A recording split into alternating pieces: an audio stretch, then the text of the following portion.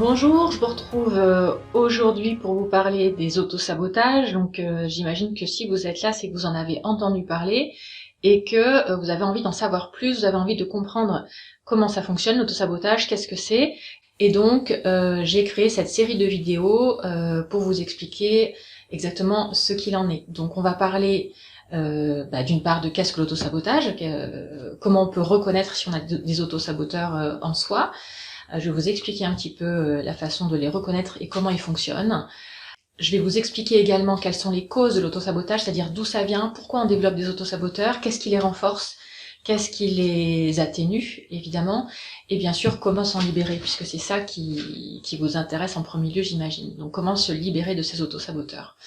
Donc voilà, 3 grandes parties pour cette série de vidéos. On commence tout de suite par qu'est-ce que l'autosabotage, quelques explications supplémentaires pour mieux comprendre ce que c'est.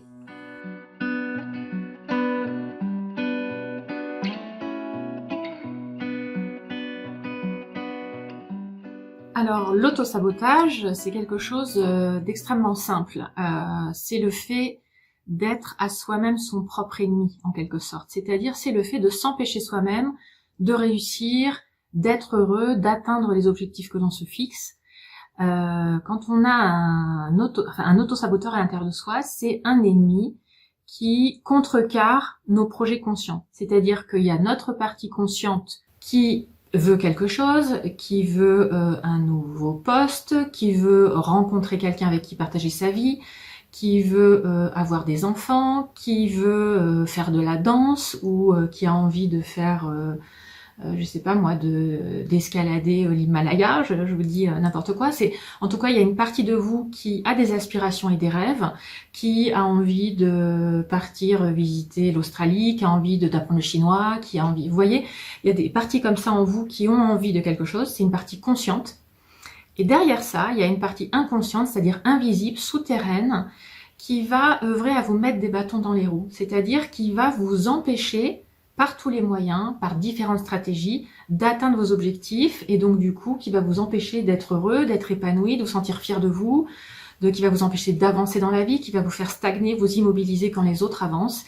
Et c'est ça l'autosabotage. C'est-à-dire, c'est ce conflit à l'intérieur de soi entre la partie qui a des rêves, des projets, des objectifs, des envies, et une autre partie qui, pour des raisons que l'on va voir ensemble, contrecarre ces rêves-là, ces projets-là, et les empêche d'aboutir, ou s'ils aboutissent, elle va faire en sorte que ça dure pas.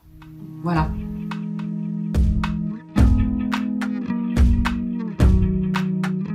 Alors cet autosaboteur, il va se manifester de différentes façons. Par exemple, ça peut être des actes manqués qui nous amènent à nous empêcher d'atteindre l'objectif que l'on vise.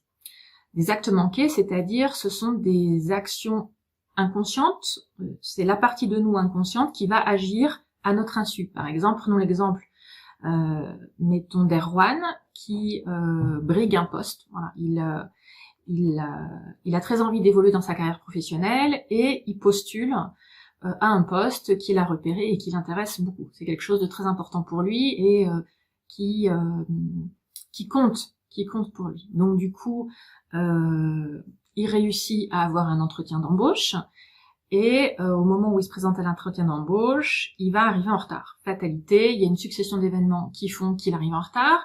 Ce qui se passe, c'est qu'il va arriver très stressé à l'entretien. Il donne d'entrée de jeu une mauvaise image de lui parce qu'il arrive en retard, c'est gênant. Ensuite, il est stressé et puis il va se prendre les pieds dans le tapis pendant l'entretien. Il va pas se présenter sous le meilleur jour, sous le meilleur angle par rapport au recruteur.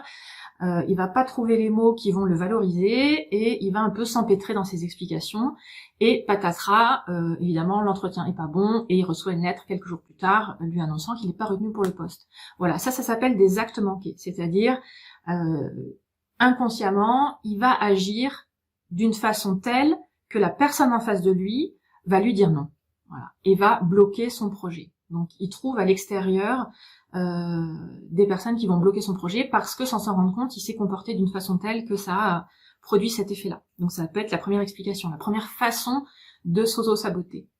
Une autre façon, ça peut être de refuser soi-même un événement heureux qui arrive. Prenons l'exemple on va prendre un autre exemple. On va prendre l'exemple de Sylvie, à qui on propose une promotion. Il y a ses responsables dans son entreprise qui ont repéré qu'elle avait pas mal de qualités et spontanément, ils lui proposent une promotion, ils lui proposent un poste qui vient de se libérer. Ils ont pensé à elle et ils la convoquent pour lui faire part de cette proposition. Et à ce moment-là, Sylvie, ce qui va se passer, c'est que, vous voyez, toute l'étape précédente d'Erwan, elle est dépassée, puisque c'est pas elle qui postule, on vient la chercher. Elle a rien fait, elle a pas bougé, on vient la chercher. Parce qu'on a repéré ses talents. Parce qu'il faut savoir que quand on s'auto-sabote, souvent on a des grands talents. Donc c'est le cas de Sylvie, elle a des talents.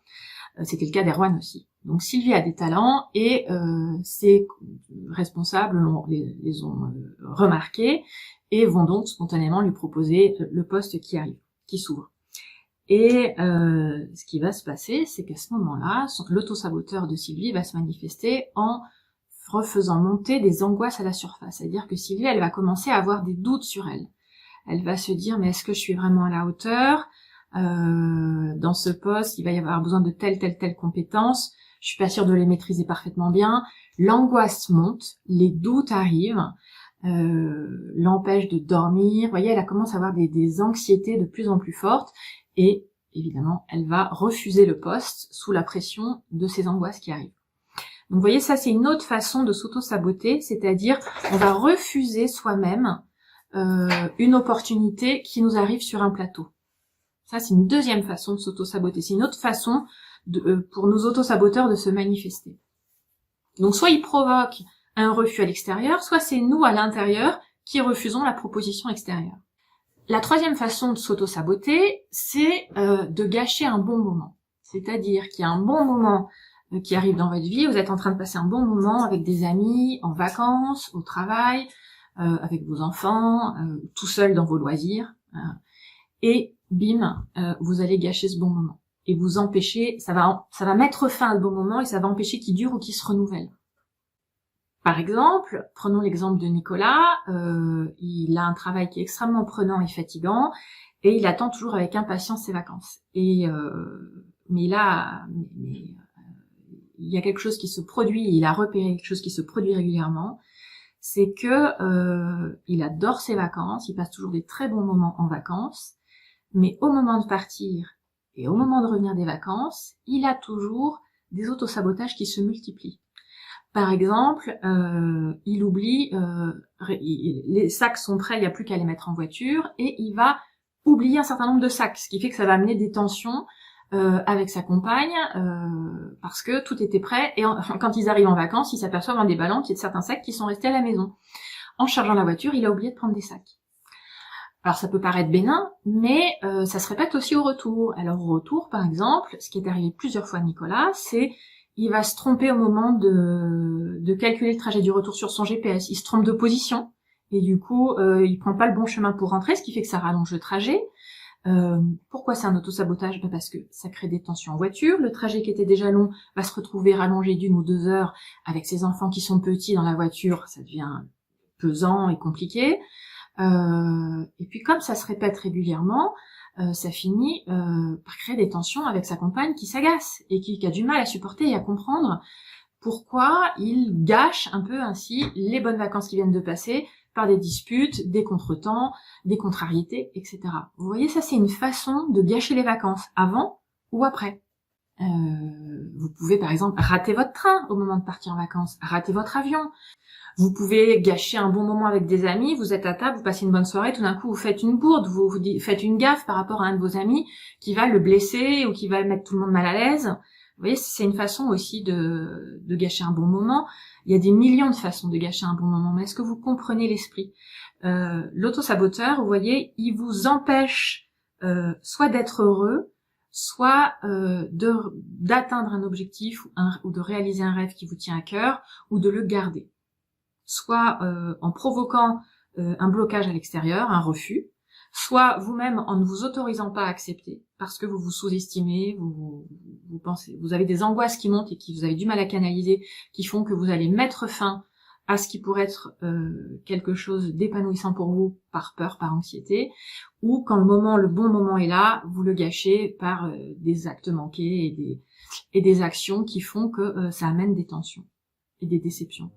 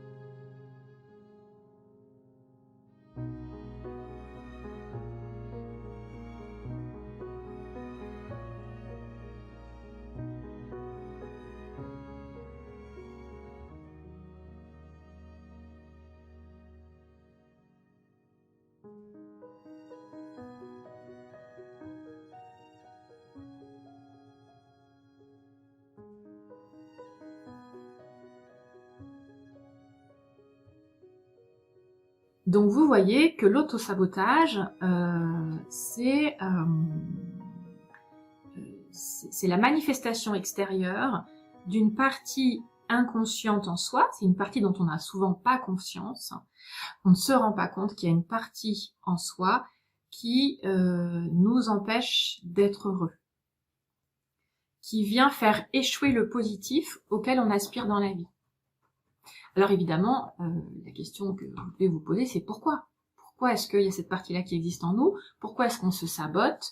Et pourquoi c'est un peu paradoxal de ne pas vouloir son bonheur ? C'est un peu paradoxal de faire échouer son bonheur, de ne pas faire durer son bonheur. Pourquoi est-ce qu'il peut bien y avoir cette partie-là, cet ennemi à l'intérieur de nous qui vient faire échouer notre bonheur ? Ça va être l'objet d'une prochaine vidéo, mais avant ça, je vais vous parler des signes de reconnaissance d'un autosabotage. À quoi on peut reconnaître qu'on s'autosabote? Quels sont les signes évidents qui montrent qu'on s'autosabote? Peut-être que vous vous dites, oui, j'ai l'impression de m'y reconnaître, mais comment je peux être sûre que j'ai un autosaboteur? À quoi je peux le reconnaître? C'est l'objet de la deuxième vidéo qui arrive.